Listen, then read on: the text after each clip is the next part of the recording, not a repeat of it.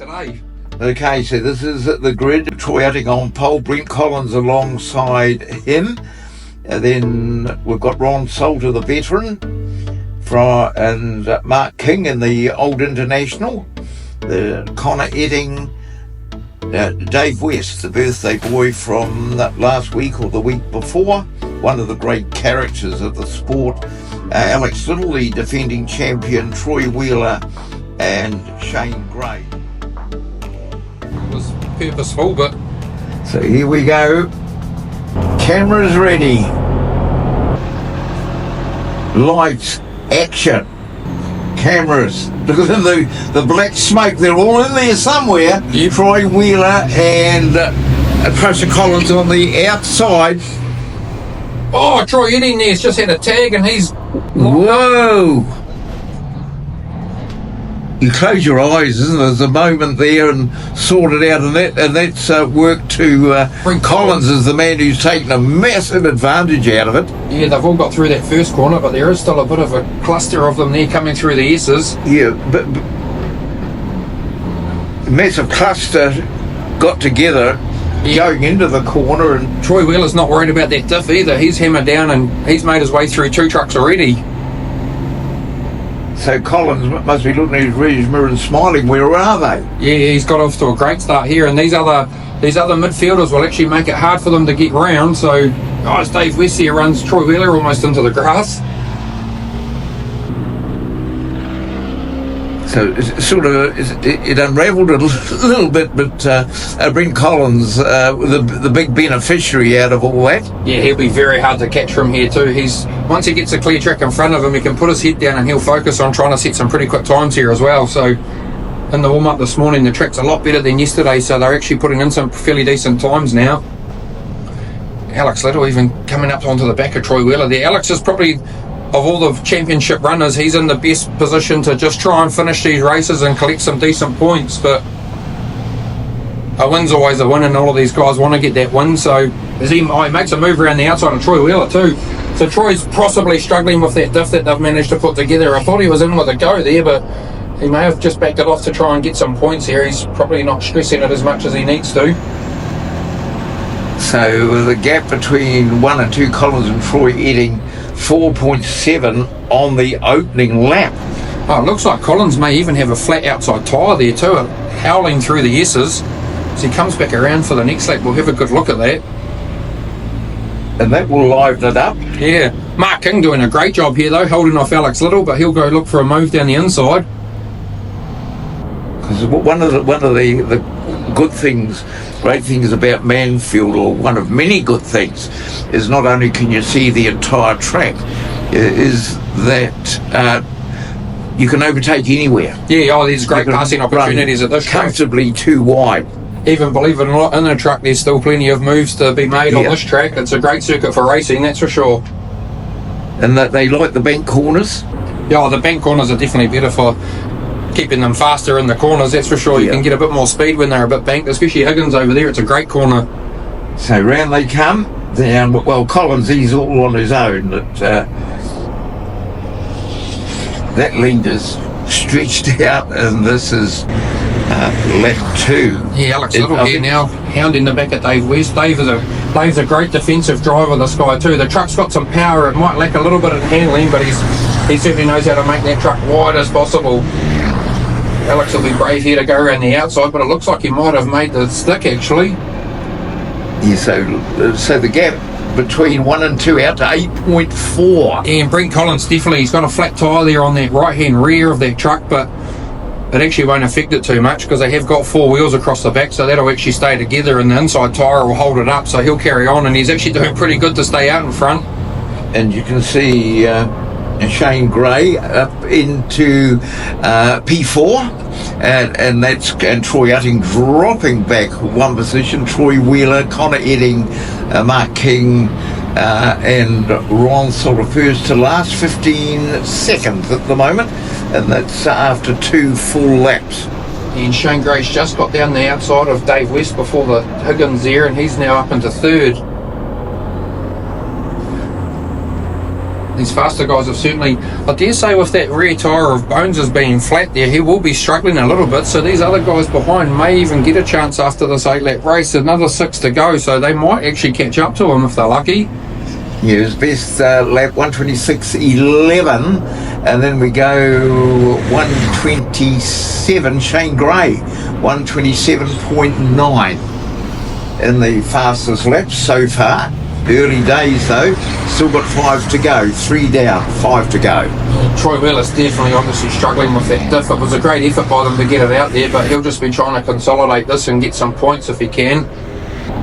So 8.6 between 1 and 2, but just over 1.1 between second and third, little Shane Gray, David West. That's the first 4, West losing a place on that lap to Shane Gray, but owned but 11 seconds off the lead. Troy Wheeler's sort of picked up a bit of pace here now. He's caught back up to the back of the Volvo of Connor, and he's actually making a move on him, so he may have that truck sort of having some issues, but he's backed off again there, so he might not be able to do the 100 mile an hour with the new diff ratio that they've got in it, so that might be his issue. Was that your challenge? The 100? Yeah, they're limited to 100 mile an hour, these things, and yeah. I think overnight the diff that Troy Wheeler had in that truck, they couldn't get the same ratio, so to reset the speed limiter was quite hard, so I think he's just trying to take the cautious approach so he doesn't get fined. He doesn't get pinged. Yeah, penalty for, doesn't want a penalty for speeding, so I think that's probably what he's doing. He's still got the pace, but he's just probably worried about getting a penalty for speeding here. So Gray sitting in third, 10 seconds off the lead now. He's less than a second behind Alex Little in second, and 9.5 to Crusher Collins out the front. Yeah, and Bones, he certainly struggles through the S's a little bit with that flat tyre, but he's actually pretty good everywhere else, so these guys aren't making too many inroads into that lead. He's taken off and he's away. So Alex Little, 1NZ into second. Troy Edding slowing at the back there too. He may have had some drama. He's slowed right down and Mark King got by him.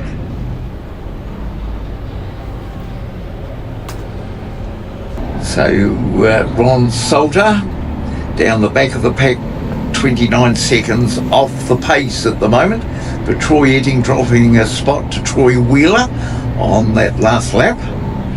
Yeah, and Ron's probably, because he missed the very first round of this season, unfortunately, so he'll be just looking to finish this race, which will actually, their next race, reverse grid. It'll put Ron in a pretty good position, and the truck can fly when it's got the right conditions. So Alex Little with the he's up to his pace, or down his pace, 126.74. Yeah, Shane Gray right on the back of him now too, so yeah, that opening lap with Collins getting the big break. It's a very good dice now between second and third. Little holding out Shane Gray, that down to 0.2 of a second now. Closer than that. Yeah, Shane's muscling the back of him. Alex gets a bit better drive out of that one, but you'll watch Shane catch it back up through here under horsepower.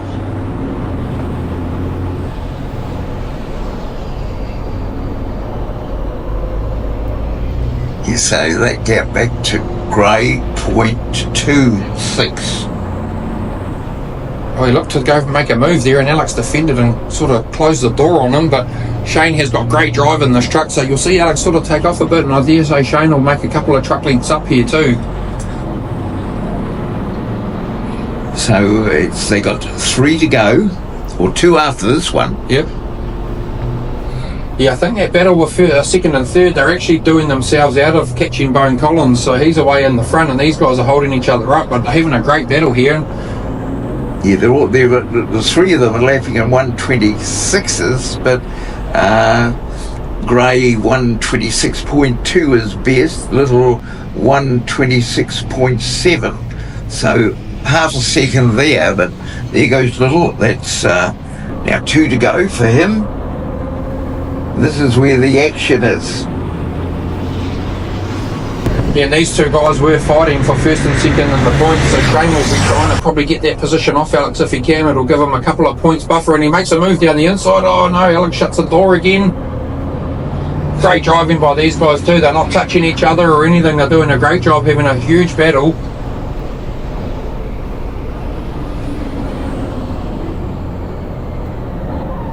Shane Gray desperate to make the move past Little. Yeah, and these two guys, they won't need to touch paint or rub anything. They'll be trying to do everything as respectful as possible, and I know Shane will have the bit between his teeth, and he will definitely be trying to make a move somewhere with a couple of laps to go.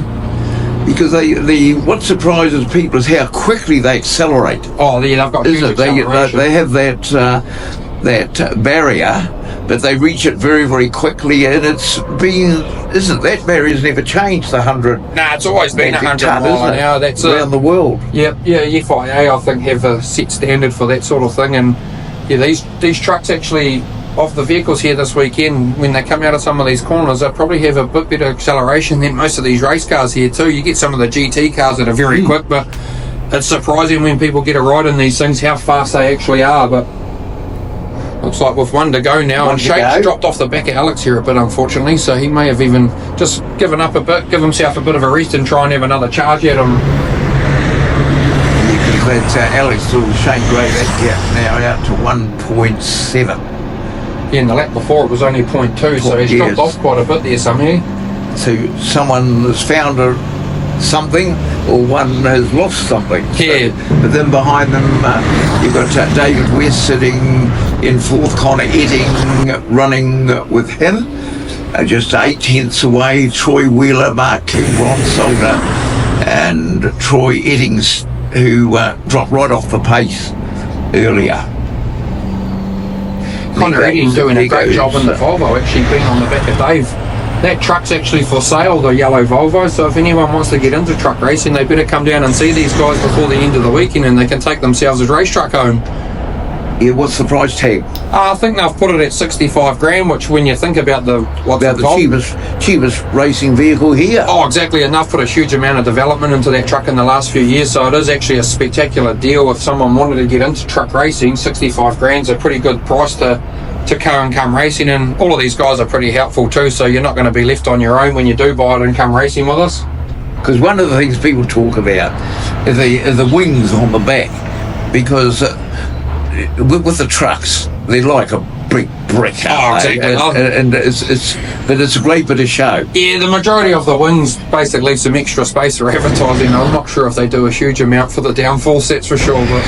So it's all over. Brent Collins winning it from Alex Little.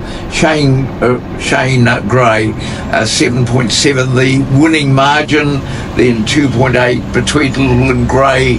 We go back 17 seconds to David West, and he had Connor Etting for company. Then Troy Wheeler, Mark King, Ron Solder, and Troy Etting at the back of the pack. In fact, he looks like Ron Solder and Troy Etting would have been a lap down. So they've got this afternoon, you're out again, and it's straight after a championship race. And then, of course, end of the day, the flying farewell, which is to the drivers highlighted, because this is, to put it in simple terms, this is a mechanics race. Time for a break, time for a Kit Kat.